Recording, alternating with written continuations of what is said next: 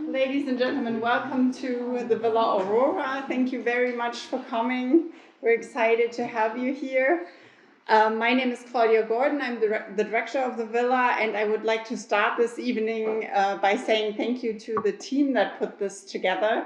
Friedrich Moranze, I think she just walked out, Josephine Klaus, and Sophie Ritscher, without whom we could not have done this. I would also like to tell the ones among you who might not know what this program here at the Villa Aurora really does. We're first and foremost an artist residence, and we have our artists Isabel Stever and Udo Braun, both film fellows, here tonight. We're very happy about that they can participate. And also we have our guests from our sister organization, the Thomas Mann House. So their fellows are here as well, which makes me very happy. And last but not least, Stephen Levine is among us, who is the chairman of the advisory board of the Thomas Mann House. He was also the founding director of the Thomas Mann House and a longtime board member of the Villa Aurora. So it's always a thrill to have Stephen here. As many of you might know, we just opened the exhibition All the Lonely People, curated by Nana Barman, based in Los Angeles and Berlin, with and at LAX Art. And the show, as Nana has said, makes the experience of isolation visible. It examines the ancient figure of the hermit, which can be found across cultures and religions, against the current backdrop of the pandemic. It's still on view until January 22nd. I would really encourage you to see it. It's really a great show. And if it weren't for the pandemic, we would actually be having this discussion today at the gallery. That would have been our first choice, but unfortunately, due to their COVID regulations, it wasn't possible.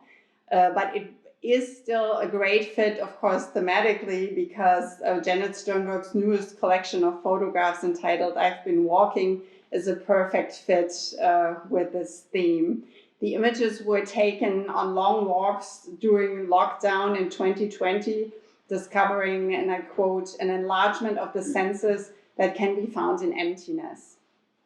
Like me, you might have first discovered Janet Sternburg as an author of works such as The Writer on Her Work, Phantom Limb, or White Matter. She took up photography in 1998. And a monograph of her photographs was published in 2016-2017. It's called Overspilling Work, and you can take a look right here after the talk if you would like. It was actually published with a foreword by Wim Wenders, who was also a guest in this house at numerous occasions, in which he writes, "Photographers don't have eyes in the back of their heads. Janet Sternburg does." Janet has been connected with the Villa Aurora for many years and participated in programs both in Berlin and Los Angeles as a writer and also as a photographer. And she has always given generously of her time and talent to other Villa Aurora artists. So we are very honored that she chose us as a venue for one of the presentations of this new book. Janet will be in conversation tonight with Boris Dralyuk. Boris is a poet whose work have appeared in the New York Review of Books, the Hopkins Review, the New Criterion, among others. And his collection, My Hollywood and Other Poems, will be published in 2022. So look out for this volume. He's also the editor-in-chief of the Los Angeles Review of Books. And in this capacity, he's co-producing the podcast series 55 Voices for Democracy, with our sister organization, the Thomas Mann House, which is really a very interesting set of podcasts based on Thomas Mann's speeches that he wrote to the German listeners during the Second World War. And you can find all of these episodes on the Villa Aurora and Thomas Mann YouTube channel if you're interested, as you will be able to find this talk later on if you would like to recommend it to friends and family who might be interested. So with this shameless plug, please join me in welcoming Janet Sternberg and Boris Dralyuk.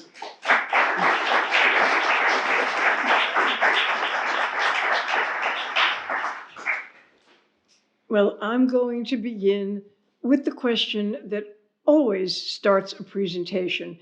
Can you hear me? Yes. Oh, good, good, good, good. So now I can say the other and truly felt remark.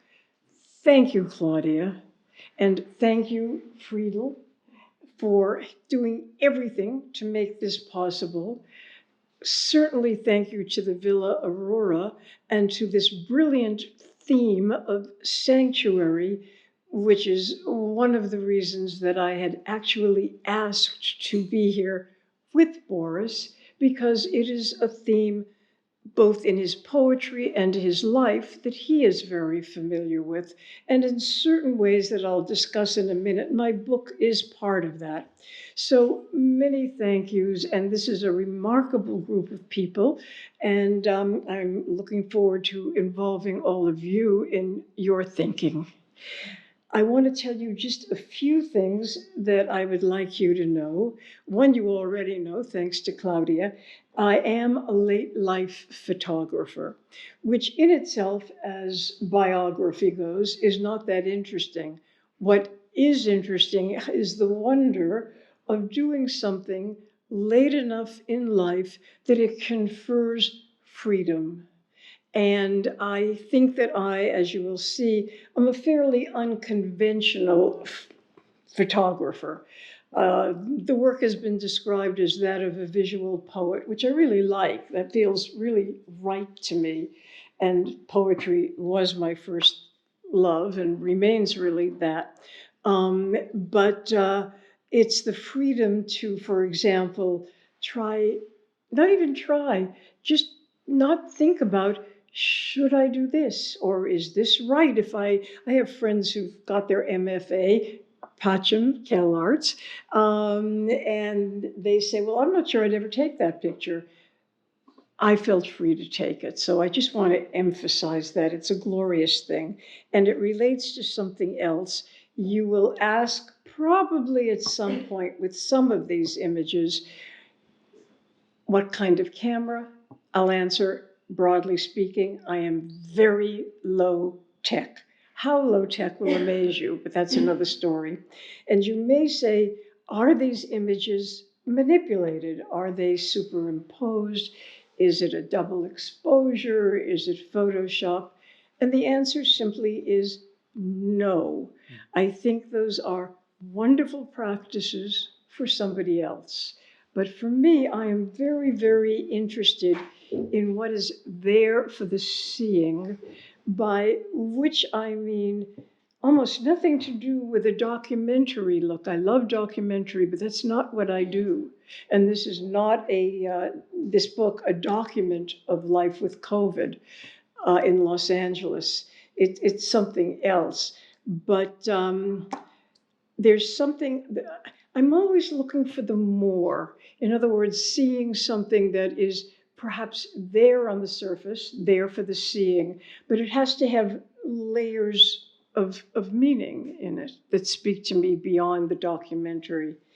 I should also point out that contrary to what it seems in the title, I'm really not a very big walker. In fact, I'm a fairly sedentary person, as so many of us are, who write and take pictures and sit around and juxtapose things.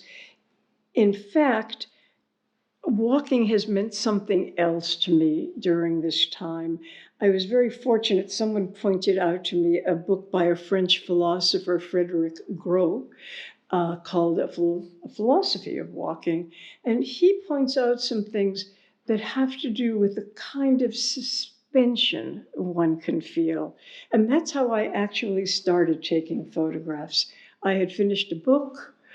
I realized, having spent many years on this book, that I had been immersed in a personal past, in an historical past, and not in the present. I wasn't seeing the present. So I actually made a practice for myself. This happened in Mexico, where we have a second home, of going for a walk every day, first reading some poetry or something awakening. And I had to have no goal. That was the practice, to have no goal. And that led me one day to stand in front of something and say to myself, I want to take a photograph. And that not having a goal, not what I think of as seeing rather than seeking, very much informs this project. And it is a kind of philosophy of walking that has very little to do with step counting, which is very nice, but not what I was doing. I was, as I've written somewhere, it was, I forget the context, but it was something as amble as preamble. And it would be the taking of the picture, obviously, that is the, what I'm out there doing. But what I want to just wind up before I show you some photographs is to say that it was a time, the taking of these photographs, of great emotion for me, because I did not live in the world of photography. It took me a while to realize that, and this is a generalization, so you'll forgive me, and I'm sure you can say, well, no. But by and large, a lot of photographers like to talk about the visual, about the optical, about what they are and have seen. They're not that interested, by and large, in words. As you can tell, I am very interested in words, and I'm also very interested in words and images. And this book, you'll see, is partly an experiment in that. Not an experiment, a foray, one of several, about how you can work with words and images. And the other thing that isn't much talked about or admitted is the role of thinking and feeling and seeing as one constellation at the moment that you take a picture. And that's kind of been my theme throughout these last few months as I've been talking about this book. And actually, in the introduction, just a tiny little, it's a short introduction, I might add, so it'll be very easy to find a sentence or two about this. But I've been walking through Los Angeles' streets with heightened intensity. In downtown's Little Tokyo, where I live in one of Los Angeles' oldest communally active neighborhoods, now mostly shuttered, and in nearby alleys of vibrant open-air shops that remind me of Mexican markets, now closed. I've walked with tears in my eyes, remembering when my father's small market went bankrupt. That was in Boston a long while ago. But the through line of that is on all sides. So many aspirations dashed. And that's what I felt initially when I was compelled to, and it was strange to be so compelled. My internist said, you really did that? I said, I had a mask and I had little gloves on, but it was a bit risky. I had to go out there and respond in some way to first the profound emptiness of Los Angeles, and to find a kind of beauty and meaning in that emptiness. And then, somewhat to my surprise, and I had not planned this, to find traces of human presence throughout. So I'm going to show you some images. I'll talk just a little bit about them. The first one that's up there now, could we maybe turn the lights a little lower because it's kind of dim? Well, that is very, very early in the lockdown. All the pictures in this book were taken with the exception of 6, in the year of the lockdown, and the production was done, which is very quick, but it felt right for this book. And at the beginning of the lockdown, I walked past the Bradbury Building, which I'm sure many of you know, if not from actual experience, from movies, many, Matrix, famous shot there. And it's always been part of the landscape, the fabric of Los Angeles. And one day I looked and it was completely closed and shut. And I realized, oh, this is serious. As it happens, behind the Bradbury Building is one of those immense murals for which LA is so known. It happens to be Anthony Quinn doing a kind of Zorba the Greek dance. But the image that I took is simply of his extended arms, that's the mural, reflected in the glass of the closed building. The actual words are closed for something like forever, not quite, but very, very dramatically so. And one of the reasons it appealed to me, this picture, is because of something I love, and that's a kind of ambiguity. Is that figure blessing the city?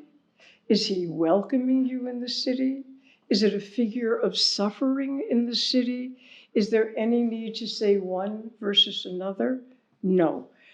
That was one of the very first ones that got me started. Let's look at the next one. And Boris has very kind. Did I say thank you to you earlier? Oh, you'll Thank have your you. chance. Okay, I'll do it. Okay, yeah, okay. This one is called Paint Interrupted. And there's obviously the ravishing color, those echoing ovals. But what got to me is a sense of a story hovering right outside the frame. And this, of course, is in relation to COVID. Mm-hmm. And the story is, will the painter ever get to come back and finish that?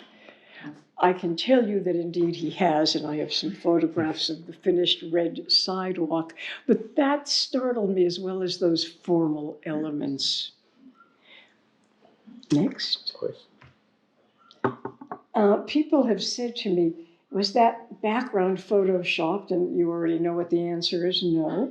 And it's called Askew, and the blinds are askew, as is the whole sense of the world as it was then, including the profound isolation of the figure with a mask on, looking out somewhere. So again, that sense of response to the emotion. The next one is kind of a one I get a big kick out of. It's called The World as Gas Tank, and this is in a rural part of Los Angeles when I happened upon somebody, I don't know who chose their gas tank to use it as a globe, to paint a map of the world.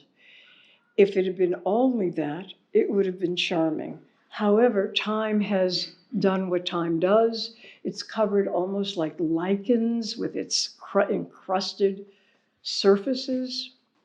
And there's that little sign that says, "You are here." And what really got to me is, where? That sign is not pointing to anything that you can say is here. No here there. So that also seemed very much part of I'm putting words on it that I didn't at the time, I must tell you that, part of the unmooring of our time during that year. And this is walking in an area of downtown where usually there are a whole lot of people. And here there were just these skinny legs, this boy on a skateboard, the only person there. And because of the separate qualities of the glass, you see, in essence, a realistic pair of legs below. And above, it seemed to me that he was virtually bursting into flame. And so he became something both vulnerable and, would the right word be, vulnerable and volatile. Yeah. This one is distressing. I was driving with my husband in Echo Park, and I saw that extraordinary billboard, which the more you look at it becomes more and more extraordinary, because indeed there is a vulture at the man's stomach and that dangling arm. And I said, "Stop," which thankfully my husband did. He got out of the car to walk the dog. And that's what you see lower left, a man with a mask in shadow walking the dog. But it was the juxtaposition of this death image and this life image, to be a little cliche, but it really is what I mean, that leads me to call this picture human, because it is the human condition that we are all living with all the time, all the more so during COVID. Yeah. This is right in my neighborhood, and you know the whole world in which we go and get a ticket to go to a movie, and we'd slide something through the slot, and somebody would talk through the speaker. Well, no more. It's certainly some now, but everything was shut. And as you can imagine, when there's a taking of a photograph, but then there's the looking at it when you go home and you think, well, this one, that one, what can I juxtapose? What works together or not? When I saw that little abstraction of the slot, I was very happy. And of course, happy visually. And of course, that almost hieroglyphic quality of the sign, and then that unspeaking place where speaking usually happens. And I'm trying to give you, I hope, a sense of the layers of these images, the way that I see them. Yeah, next one, this is very early in the lockdown. And I don't have to say too much about it because it's a broken world out there. Then, yes, this is one I get a kick out of. I don't mean to turn myself into a naive photographer, as you, I hope, can see. I have quite a strong sense of composition, of form, of what I want. However, I can also be a photographer on the fly, as it were. I was in the car, and I was hoping for a red light because I saw that wonderful trace, the trace that you don't know what it is. Of course, the first thought, at least mine, was, well, there's Mount Fuji on the wall of Alvarado and 6th Street. And then, of course, the composition cohered and the light turned green, and I had got the picture that I wanted. But this is certainly one of those occasions when the trace was visible, the sense of the trace. Oh yeah, this one, I'll just tell you a tiny bit, and we're going to come back to this one at the very end of going through things. So I think I'm not going to say too much about it. You can just enjoy it for a second or two. It's the base of a trailer. This was something I did again and again and again. There is a building very near to where we live that has something very unusual, and that is an outside wall where there are deep niches. And in those niches are old, faded photographs. It is, in fact, the Caltrans building, and they're usually images of disaster and rescue. And over these, each one after another, there's glass. And they've been there long enough that passers-by have scratched and scraped. And that interested me visually. And I just kept going back. There are a number of these images in the book because I let what was behind me also enter the picture. So no, this has not been manipulated, but is several layers of what is there. I will tell you a kind of, it's not a secret, but I almost discarded this one when I noticed that at the bottom of the oculus, so to speak, was my hair. I thought, oh, mistake. And then I thought, no. And the title of this is Becoming One with It, because I thought I will include myself in this vision of this complex landscape. Ah, yes. Well, if I were to say to you that the thing I love about this is the shape of the empty cuff, you would know just how nutty one can be when one lives in a very visual world, as I have come to, as well as a verbal world, but obviously the abandoned, the discarded, the thing that held a person no longer. And of course, in this, well, someone mentioned that this is an almost choreographic sense of movement on the barbed wire. where you don't want to be. Okay, let's see, would you? I did something that photographers do, which is to sneak in someplace. In this case, the little Tokyo Mall in downtown. It wasn't locked. I didn't exactly trespass, but nobody was there. And this is one of those machines, you put whatever amount of money they cost now, and that claw descends and it picks up something below, and then you get it. But it was stopped, simply stopped in time. And the claw will not pick anything up.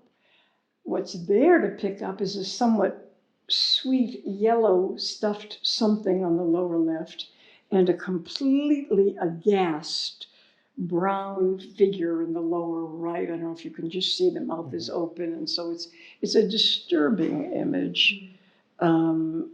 Something for children has been turned into quite something else. This to me, as you may gather, I don't know, I'm very deeply interested in philosophy, literally philosophy, not, the study of it as a discipline. And this one just seemed to me to have, obviously, the stripes, there's all this visual echoing, but what I really felt was the human and the object, both masked, both encountering one another. It begs the question of what is sentient and what is not. But in this image, I felt that they are, and again, this is more fanciful than I mean it. I really mean it more in the sense of encounter, but there's a recognition across the street, as it were, of the masked.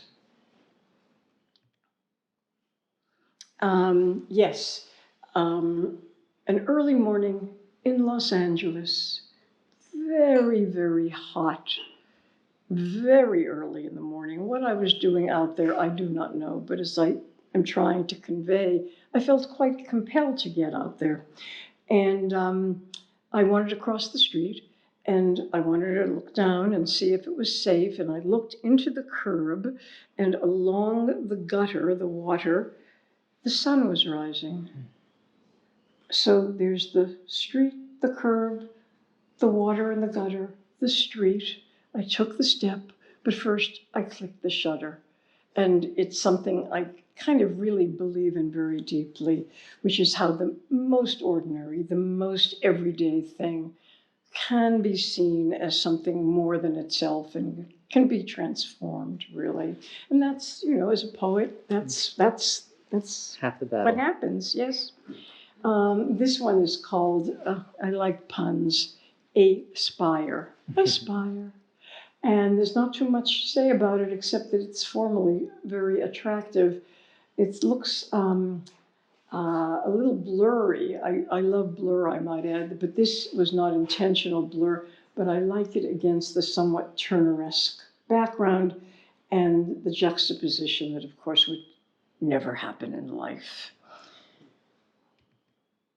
And the last three is it three? Yes, the last three are all at the very southern edge of Los Angeles, Point Fermin, to which I drove, I might add, and then walked. And this is the park there. And I saw that branch. And it's a scary branch. You don't know what's going to happen. It is depending in a very vulnerable way. And of course, right beyond it is this vision of a playground and children. And so this combination of the light of that and the precariousness above it is what made me take the picture.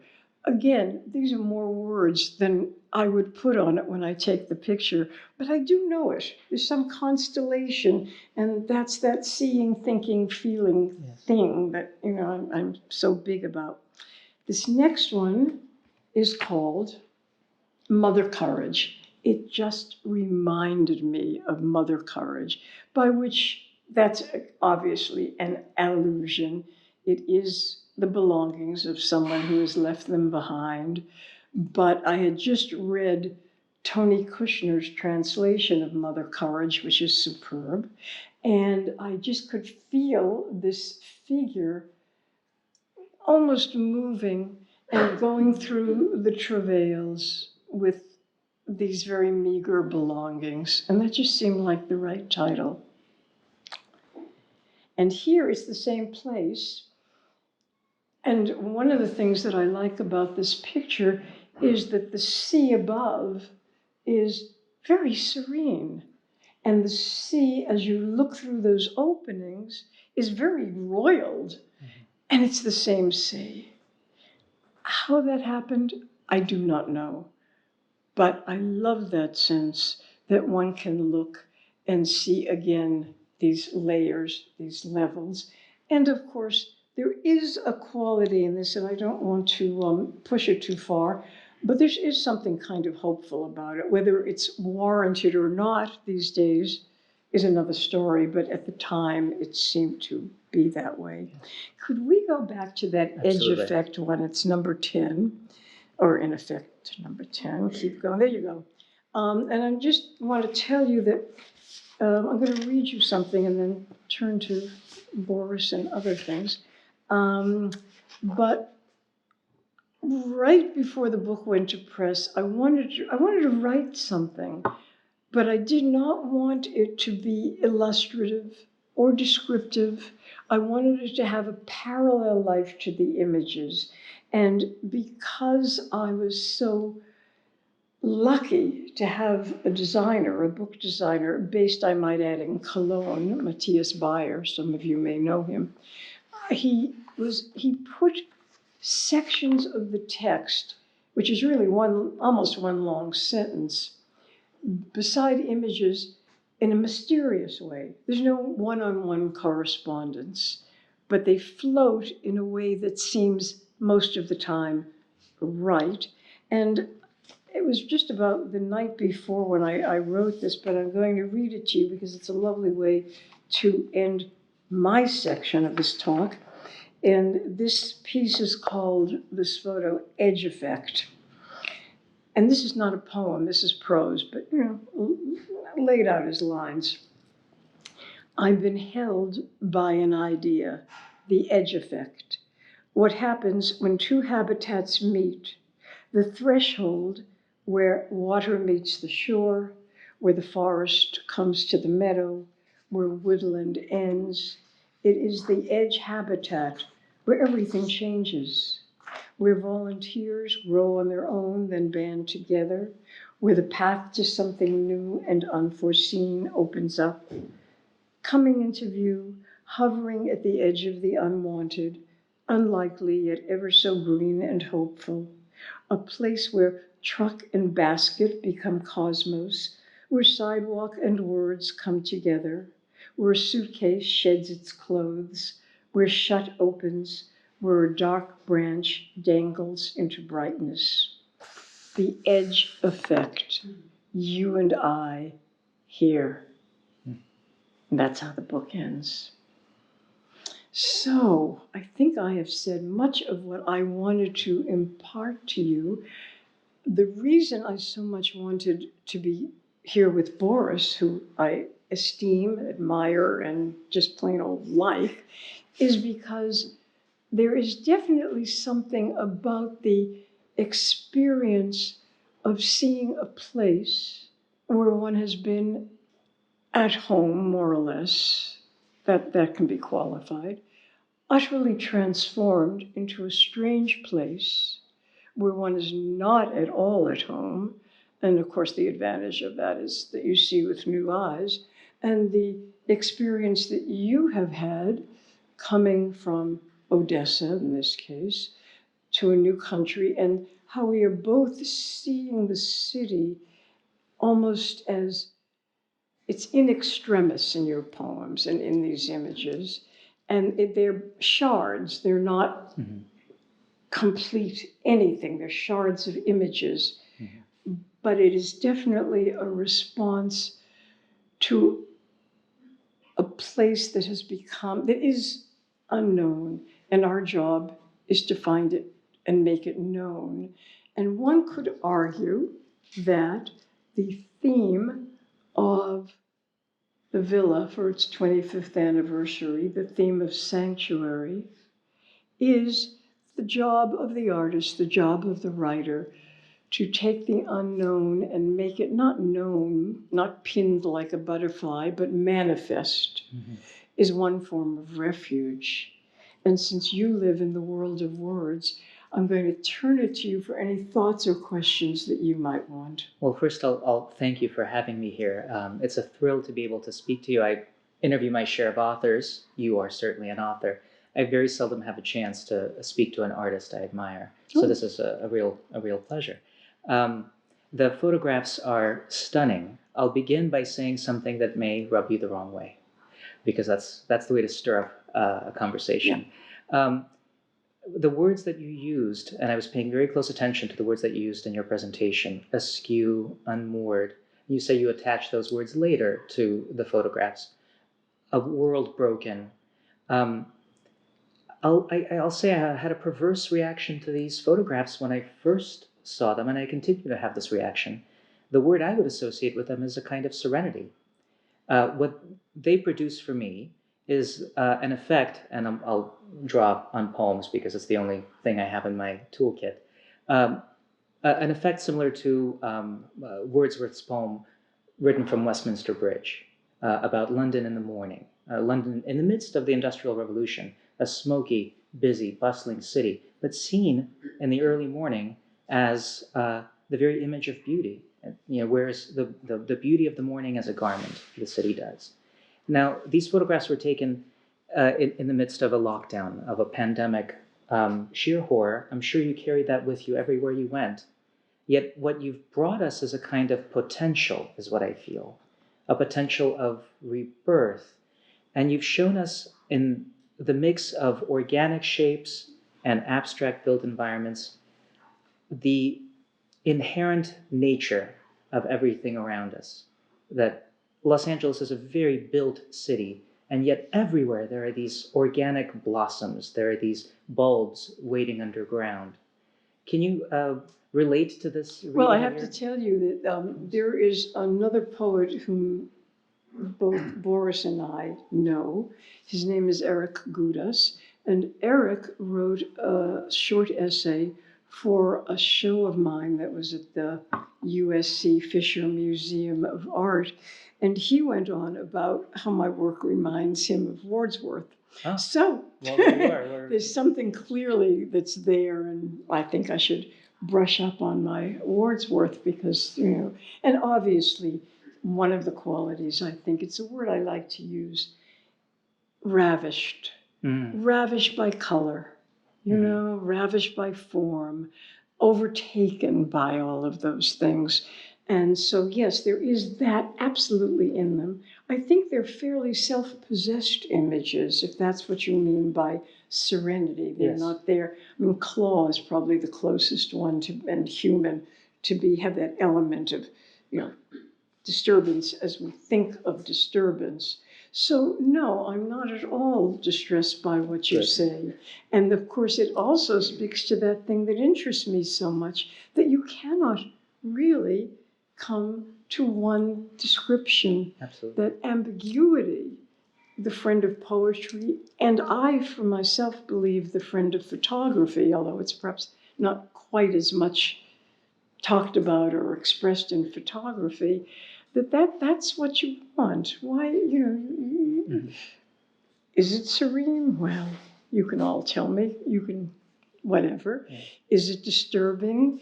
Is it all of the above, as they used to say in exams? Multiple choice exams. But yes.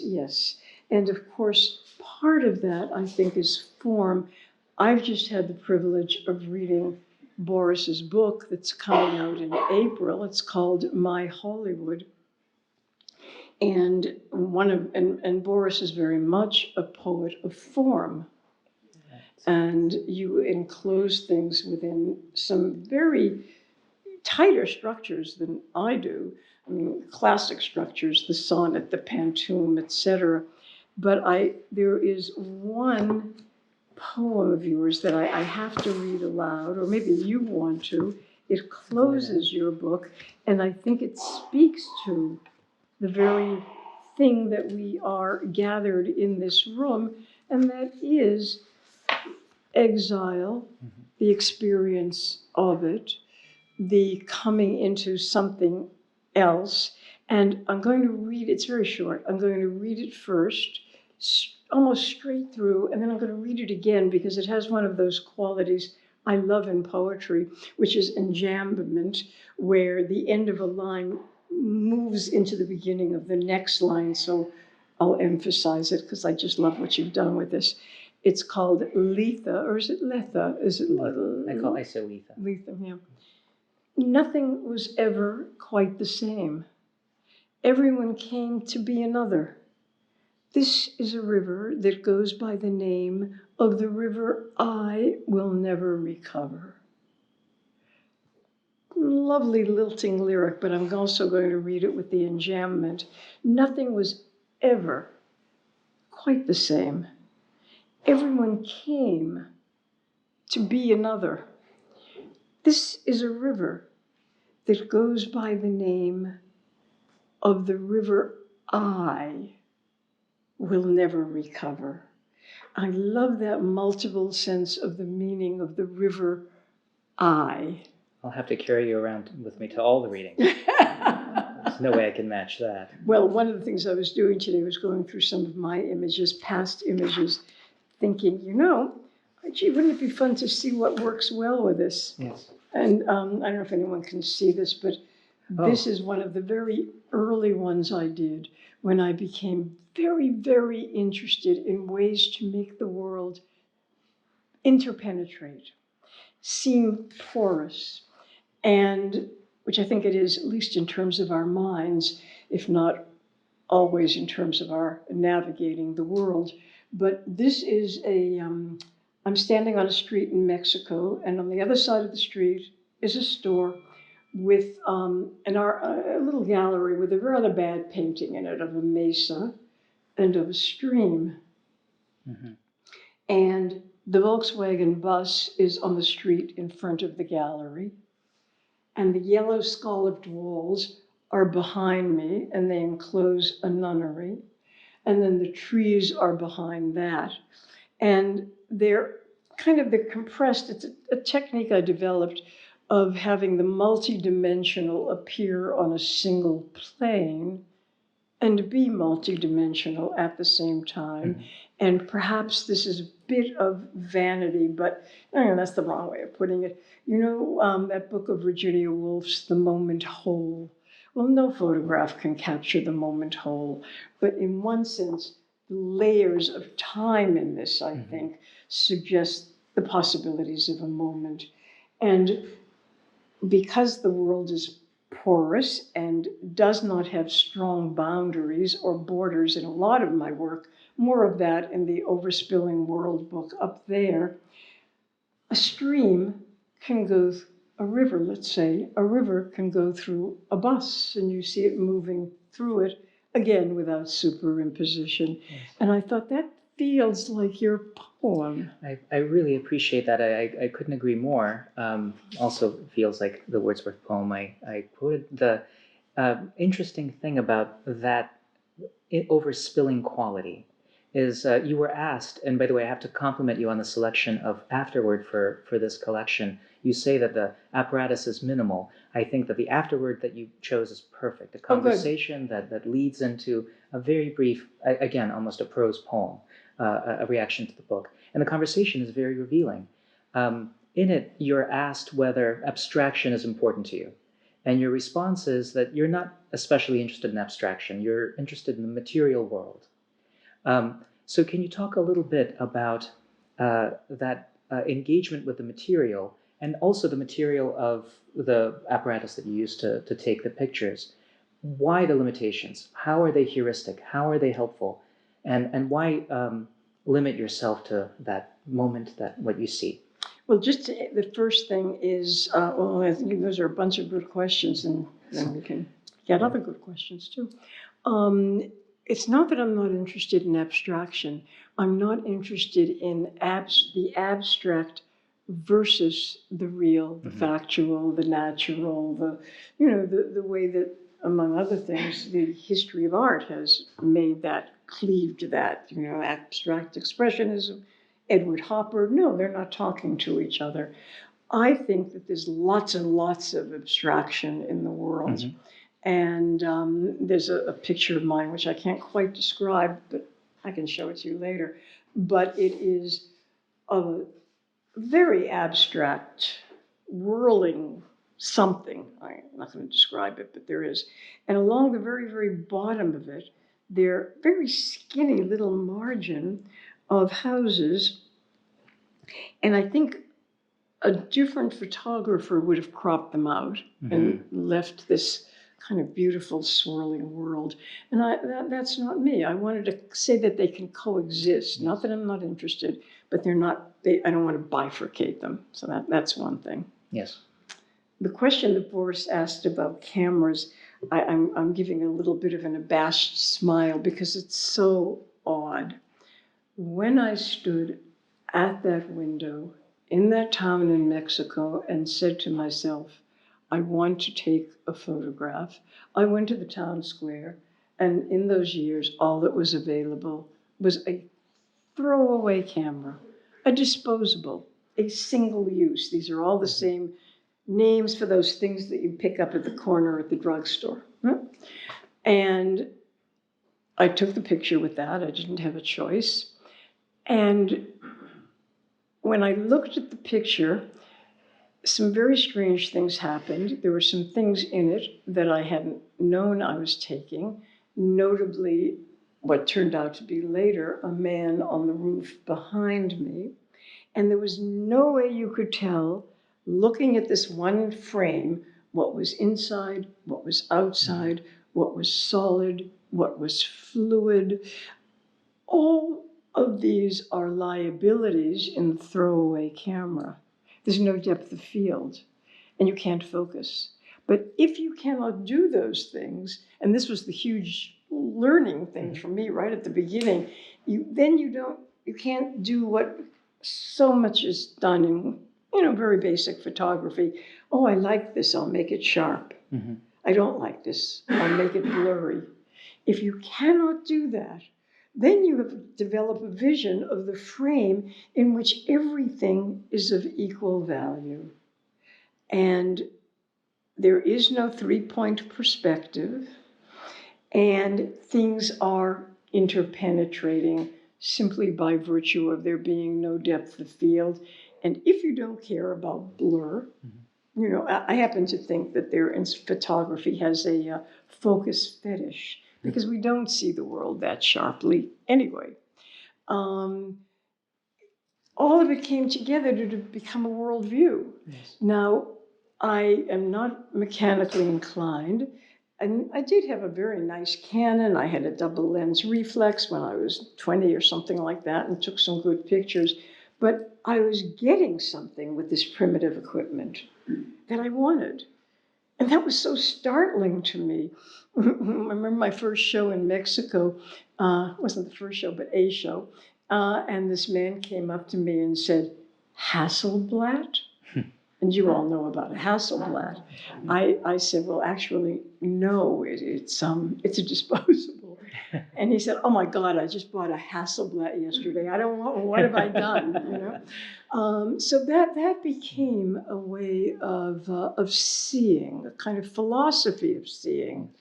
Jorn Rower, who some of you may know, who has written about my work, calls it a school of seeing, which I like also. Yes. About the material world, I don't know. I don't think of it as the material world. I think of it as the world in which material objects, and here I'll quote something. I really don't know the origin of this quote. Maybe you will know. But a poet speaks for things that cannot speak. And I find that very beautiful.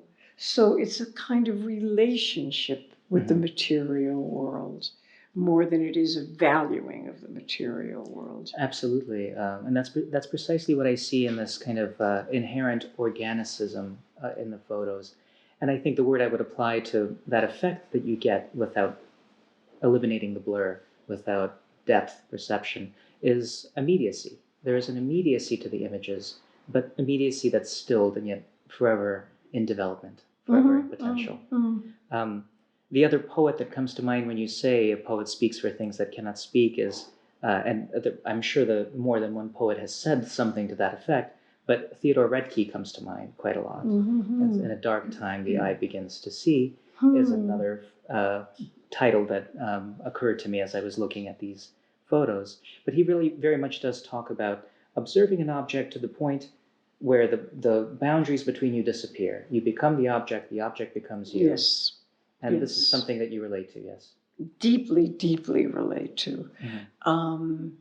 Because I'm obviously a literary person, Overspilling World, the title of the first book, is from, well, it's a book about, but it really is Merleau-Ponty, the philosopher, about a sense of abundance that's not confined to borders. And obviously that's a belief about certain things about the world politically, but we don't have to go there necessarily. And there's a beautiful thing that he writes about as you become closer to something that you're seeing, at a certain point you fuse with what you're seeing. And that's also part of the overspilling world. Absolutely. Yeah. Well, I think this is a very good moment to overspill into the audience. Yeah, well said, well said. Shall we talk? Yes, let's talk. You don't even have to ask a question. You can just say something, and we'll answer. And of course, can I really see you out there? That's a bit of a question. Yeah. Is there somebody? I see someone is up. Yes? If I don't mind starting, though. I was just wondering, actually a two-pronged thing. Could you just, yes, thanks. Okay, actually a two-pronged question, really. Probably not terribly related. Number one, a photographer out of North Hollywood who sold a Rolleiflex to me, an old camera, really nice old camera, told me that the subject of all color photography is color itself, whereas the subject of black and white photography is whatever subject the photographer has chosen to make it.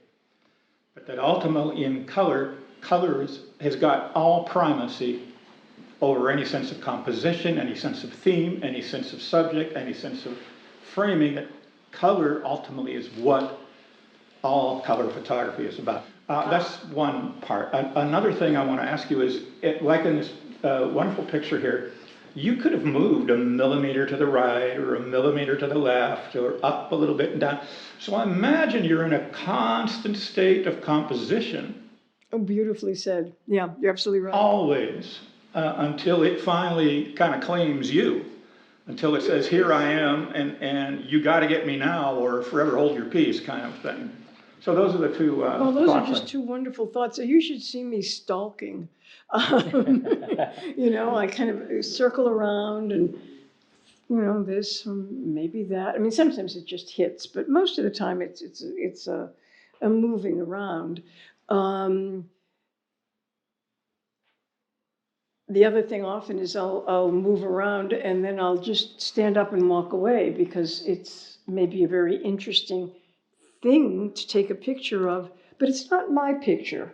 So, you know, but there's movement. There's also a certain amount of bobbing and weaving, since I like to work with reflection. And sometimes I'm in it and sometimes I'm bobbing and weaving. Not to be in it, whatever. I said I was sedentary. I guess maybe not.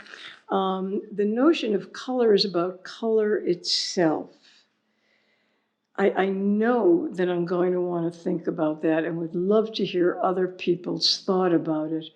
It implies, though, that black and white is about the documentary urge and that there's a world out there that is black and white. And it seems to me that we're talking about two, in effect, veils between the seer and the world. And you penetrate them through whichever means, but there's not a there that makes them that different. But I see what I you mean. think I need to think more about that. Thank you. Yeah. Steve? As I live with her, Yeah, it's my husband. I can say that often when she shows me a brand new photograph, she talks about the color immediately.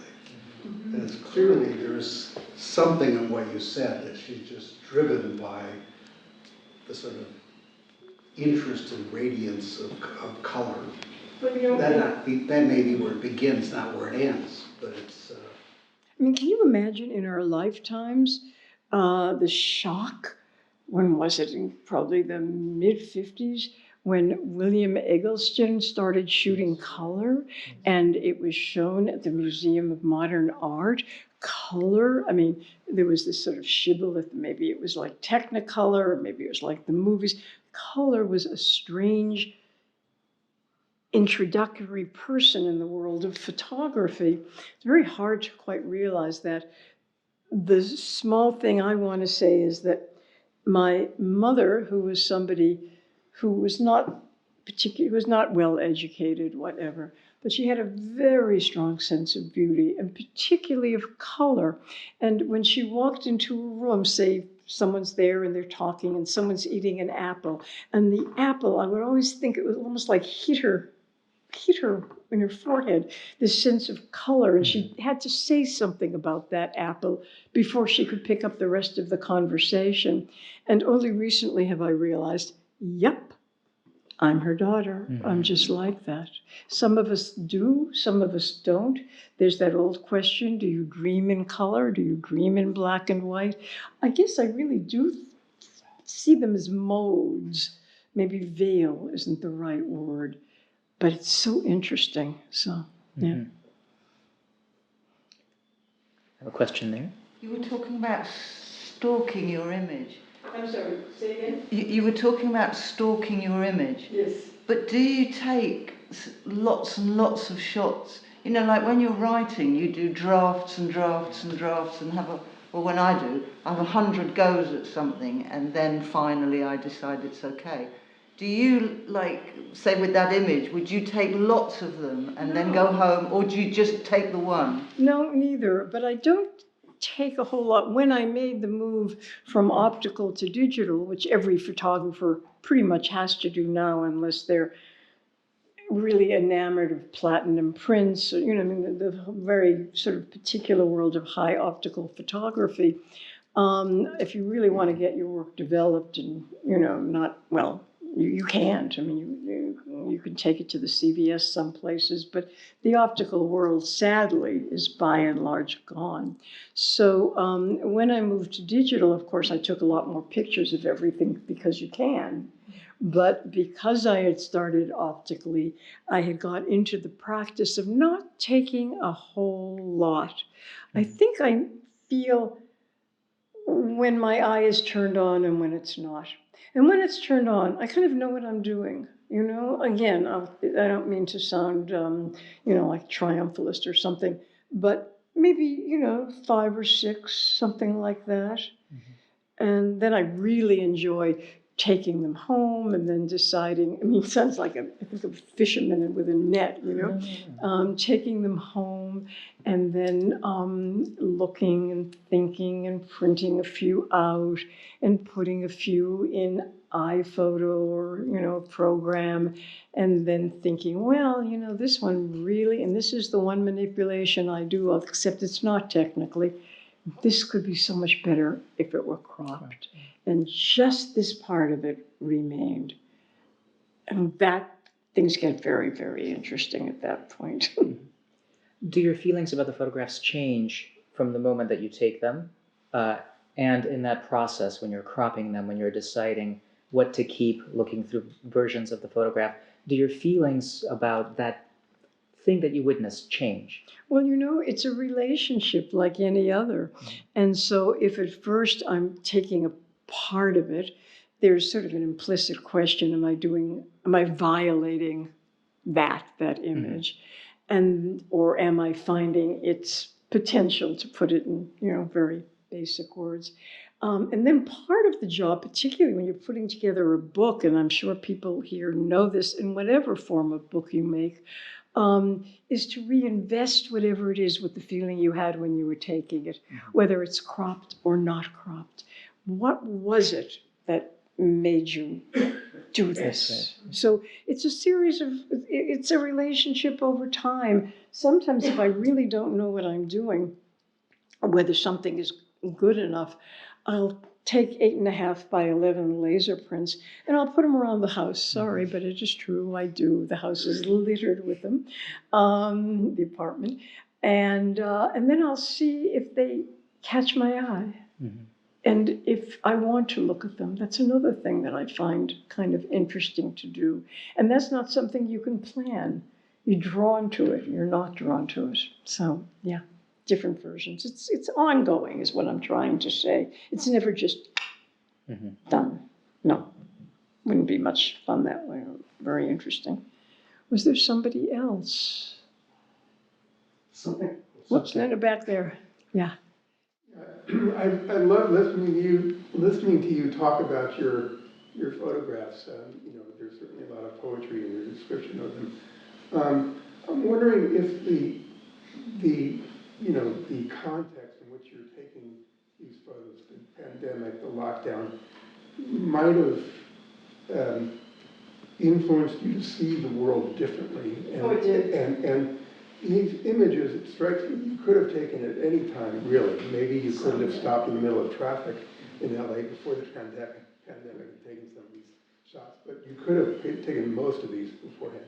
So was there something about the context, the kind of the internalization of the pandemic that caused you to sort of see the world in a specific way and led to these images? Pooh, you're also great. For me, I described at one point in this short introduction about a quality of impersonality, of the impersonal in this work. And then at the very end of the book, there's a conversation between me and a philosopher I admire greatly, Jane Bennett, also a political theorist who wrote a book called, among other books, Vibrant Matter. And she's really kind of writing about the agency of the spectrum of the world, from the rock to the person. And I'm obviously reducing it. But she says to me, well, what do you mean by impersonal? And so she forced me to think about it. And I said, well, I do not mean subjective versus objective. That's just not what I was thinking of. And finally it came to me, which was there was a sense in which these images felt given to me. Mm-hmm. I was there, but I was also, all photographs are a meeting place between someone's eye and what's out there. But these felt even more so. They felt like they came to me. Whereas some of the others, once I started doing this work, much of which you'll see in Overspilling World, that does involve, the one I just showed you is a perfectly good example. But I did find myself going through the world looking for that sort of thing. Now, if I did a lot of that, I'd be a hack, but I was interested in the phenomenon of the porous world. That wasn't in my mind at all this time. This is a very different thing. And there'll be other different things. We all know that because, in fact, I have another set of ideas I'm working on. There is a question there. So at the beginning of your presentation, you mentioned how the camera that you use isn't very technologically advanced. And following that same idea, do you believe that if you had a more advanced camera, you would be able to capture more of the emotion of the image or the image itself? Or do you believe that the truly important essence of capturing the image is to do with reminding what is being captured, or do you think it's the manner in which the thing is captured is most important? The important word in what I did here was you, because there's wonderful, wonderful photographs that are full of emotion and have been shot with very high, with Rolleiflexes to use, or a Leica, I don't think anyone or any technical tool has any particular lock on feeling, you know? So when you ask me that, I can only speak to myself. And through the years, people have said to me, well, don't you want to get a more complicated camera? And, you know, if I were much younger, I might, but I'm not. And again, at this stage of my life, I'm getting what I want, or as you might have it, what you want. But and so if I were using a different camera, I'd also be in the world in a different way. And I realized I did not, particularly when I was in Mexico, did not want to be there with this big projecting lens. I wanted to be a loiterer, or as famously Baudelaire said, a flaneur. I didn't want to be conspicuous. And so for me, it suited, but others something else. Do you notice people looking at you, observing you? No, I can make myself invisible. And I do. Steve, there's something you were about to say, but what was it? There's actually two things now inspired by this question recently. There is a kind of there-ness about the photographs in this book that didn't exist in the first book.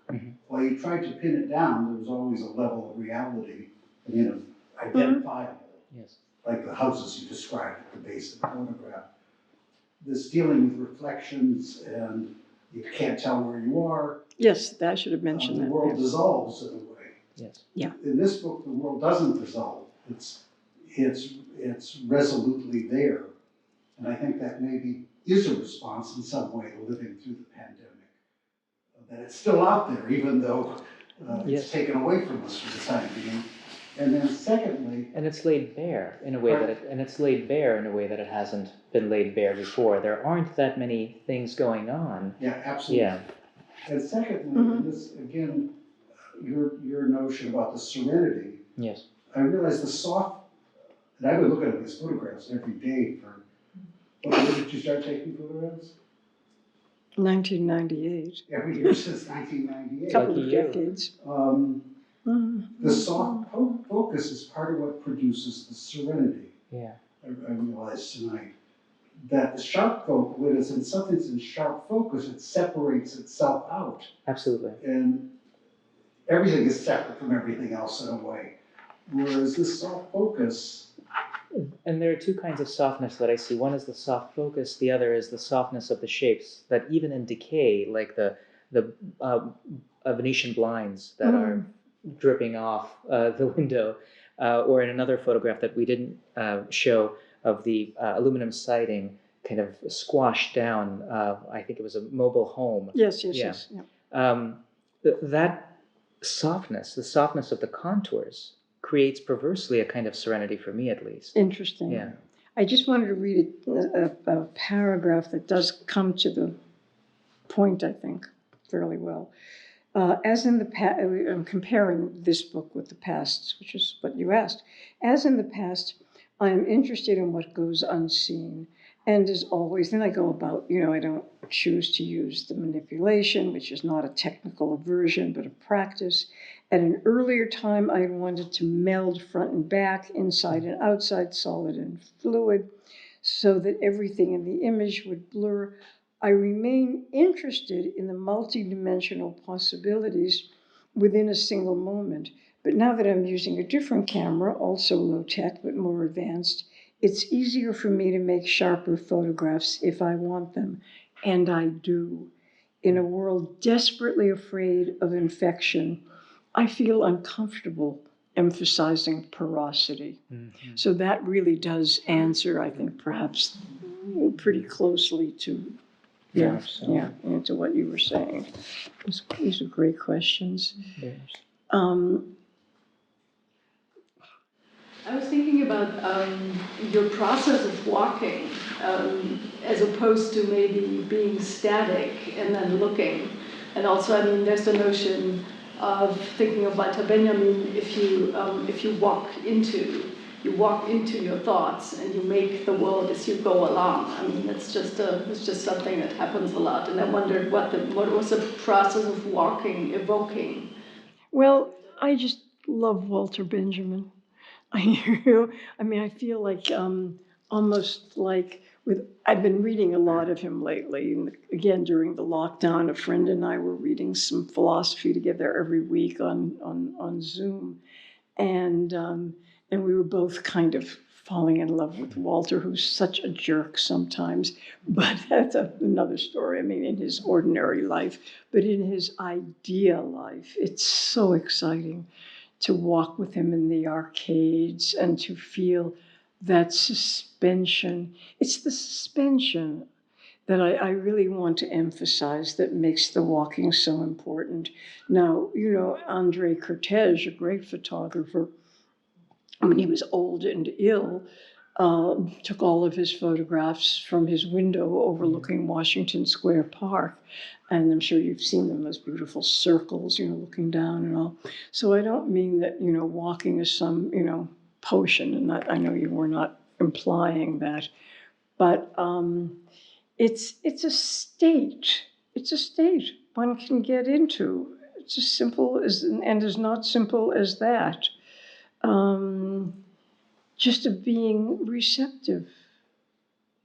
Maybe it's not the world as porous, it's the self as porous. Mm-hmm.